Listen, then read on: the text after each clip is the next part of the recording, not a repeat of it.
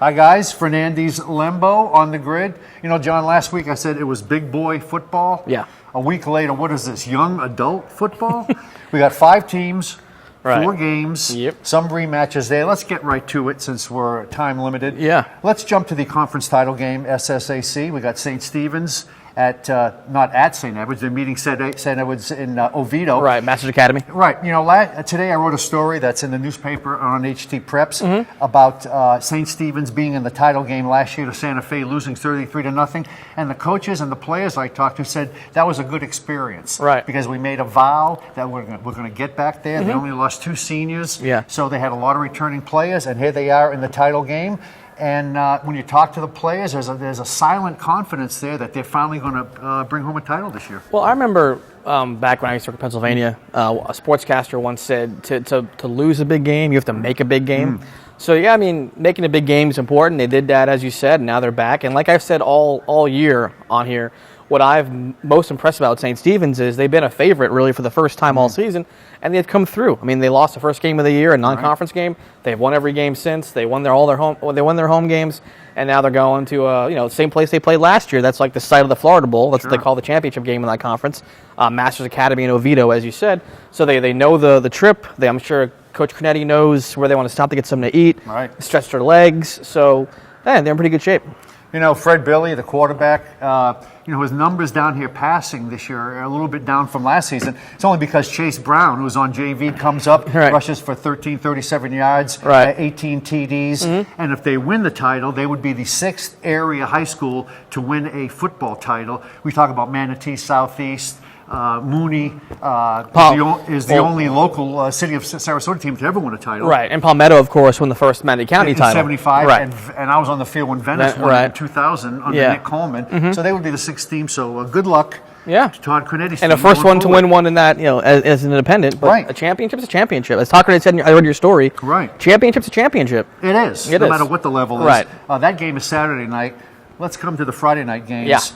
Yeah. Dr. Phillips at Riverview, 9-2 versus 9-1. Right. We do have a little common opponent. Orlando beat Manatee last week, 39-7. Riverview beat Manatee 42-33 early in the year. Right. So if you're looking at points given up, you might think, well, it looks like Dr. Phillips' defense might be a little stouter than Riverview. And if you look at the numbers, Riverview allowed 195 points this year. Dr. Phillips 107. How do you see this game? Well, it's tough having not seen Phillips play. And I saw him play last couple of years, but personnel changes. I just know them to have a very tough running game. Right. And they like to just shove the ball down your throat, play a clock game, a possession game, and, that's how they beat you. So I think the Riverview defense really needs to get off the field because, I think they grind teams down with that running game. Like I said, they hold the ball, they kill the clock. The longer Michael Welker and Vince Sellers and Allie Boyce on the sideline, that's the better off Phillips will be. So I think, some early 3-and-out, settle some nerves. Again, it's big that it's home. Right. I saw on Facebook last week the Ram Bowl reserve seating sold out for last week's game, so I'm sure a big crowd will be there.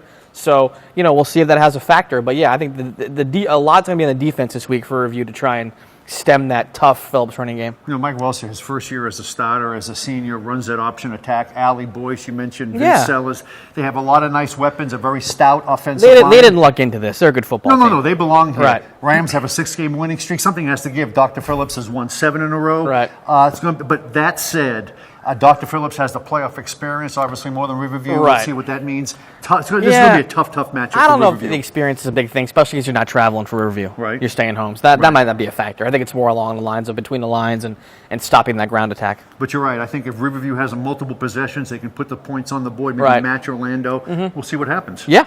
Should be a great game. Oh, yeah.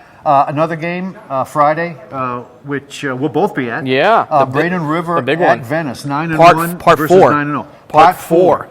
Met last year in the playoffs. Yeah. Braden River came out this year, met once in the season. Venice won 42-35. Yep. But when you look at that game, Matt LaRoche, who set the all-time area rushing record, 325 yards, 5 touchdowns. Louis Calissimo, 34 of 45, 469 yards and 4 touchdowns. So both defenses have had that was an old-fashioned players. Shootout. That's what that game was, and I think I think that kind of plays into Venice's hands. Right. Because I think they're a little more offensively advanced a little bit than Braden River is. I think Venice had the best offense, maybe as opposed to Charlotte. Those two are kind of neck and neck, but Venice's offense, there's so many things they can do to you with Bryce Carpenter and LaRoche and Hiley and Hackett, that good offensive line.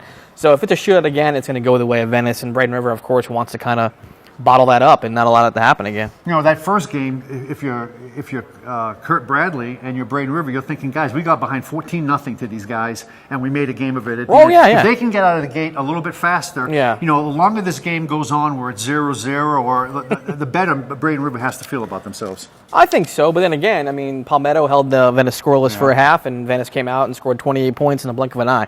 So, we'll see how that does. Like I said, I like the adjustments. I think Kurt Bradley is a great defensive guy. John Peacock's a great offensive guy. I think it's going to be a great atmosphere tomorrow night at Venice. Always is there. Braden River travels well. Venice packs its stands for all events. It's going to be a great, great night for high school football in Venice. One last note. If you're Braden River, and I'm sure it's no surprise, you got to stop LaRoche. If you allow him to go for 325 yards, Bryce Carpenter even said in one of his articles, he makes my job so much easier. Right. If he runs the ball 2-3 straight times and gains 30 yards, suddenly that second and third line they're moving up, trying to stop the run, play action. Oh, yeah. There's a reason he has 16 touchdowns and 8 rushing touchdowns this season. Oh, bro, yeah. I mean, obviously they got to. But again, I mean, the old cliche that you can't stop him. I mean, you're not going to hold him to like negative yardage. Right. You just got to maybe bottle him up and not allow those big runs to get you. So, great game. I'm glad we're both going to be at it. Should be a fun one, yeah. Another game, Clearwater at Charlotte, 10-0 versus 9-0. Yeah. We kind of thought this would be another rematch. Port Charlotte. That was the one we got wrong last week. We got it wrong. Clearwater does a nice job. Yep. This is the first playoff meeting between the schools. Yep. If you want to get inside the numbers, Clearwater is 1-6 all time on the road in playoffs. Charlotte is 13-8 at home. I don't know what difference that makes in this game, but I got to go with Charlotte. It's a home game. Yeah, I like Charlotte. I like Charlotte. If you read Dennis's story, Maffezoli's story, the Clearwater coach said last year they did underestimate Port Charlotte, and that's how they lost that game. They got nothing away from Port Charlotte last year, but they underestimated them, and this year they didn't, and the score was different. But yeah, I like Charlotte. I think they have too many weapons right now for Clearwater. Again, we haven't seen Clearwater play, but just looking I haven't seen Charlotte play. Just looking at the opponents and stuff, I think Charlotte's the heavy favorite in that game. And being at home, I think does matter there because the distance is so long from Clearwater to Charlotte County. I think it's nice that they're going to be home. They play well home. In Punta Gorda, it's a big event when Charlotte plays a football game, so I like Charlotte to move on. And just a couple of players. Malik Williams has rushed for over 1,000 yards, 21 TDs. Quarterback D. Hicks, 11 TDs, 887 yards. They got some stats. They got some numbers. Right. So those are the football games that are lined up. Yeah. But, in the remaining time, we want to mention a couple of things. John Harder. Having a floor named up for him at us. I've covered a lot of his games. I know you did. Yeah. It's an appropriate honor for this guy. Yeah, and I was there. I did a video and I got a photo, and I'll have a story Tuesday. Right. A little bit on that, and he's one of my favorites. Just a great guy, and obviously he was how passionate he is about anything. They beat a team in January, or he gets passionate. So he was really emotional. A lot of people. Paul Meckley was there. Right. Fausto Laser was there. Bob Thomas. Howard Eberly. All his old coaching comrades were there. His roommate from college was there. His mom was there. His wife was there. It was a great night. And he wore the plaid jacket. Right. That he usually wears for Final Four games. And the saddle shoes also. Didn't he wear those? Yeah. He was dressed to the nines, and that was a special moment for him. How many more facilities can they name after coaches up there? Isn't the field named after Meckley? Yeah. Now we have the gym named after Harder. Well, not the gym. The gym is still Buzz Narbit. Right, but the floor itself. It's John Harder Court. Who else can they name? Who else can they pick? And who else can they name stuff after? Maybe the wrestling room for Bob Thomas, the former wrestling coach. He had a great career there. Yeah. That wouldn't be a bad idea. Yeah. We want to move on. Rams, A.J. Caldwell, letters of intent. South Alabama, Breon Whitley going to UNC. Yeah. We had a busy week last week. Not only great basketball players, but great kids. Yeah, definitely. Yeah. A lot of kids signed last week. Of course, LaDeja Williams, Liquid Ranch signed in South Carolina. So it was a busy early signing period for us. And mention you were at the event, swimming. Riley Ober. 2 goals in the 2 for Bayshore, and after having a great year as a freshman last year for Bayshore, a pretty great performance by her. Sky's the limit for her. Yeah. 2 years, 2 state championships, and I think we've heard not the last of Riley Ober. She'll be around for a long time. 2 more years here. We'll see where she goes after that. And obviously, the basketball has sort of picked up. But obviously, next week, we're looking ahead to see how many of these teams advance. We'd like to see all of them advance. We know that probably won't happen. But whoever advances, we'll be here next week to break it down. Well, Braden River and Venice, one of them's not advancing. We know that. Right. So. And we hope the other 2 advance as well. Yep. So we'll be doing that next week. So for John Lembo, I'm Doug Fernandes. We'll see you next week on The Grid.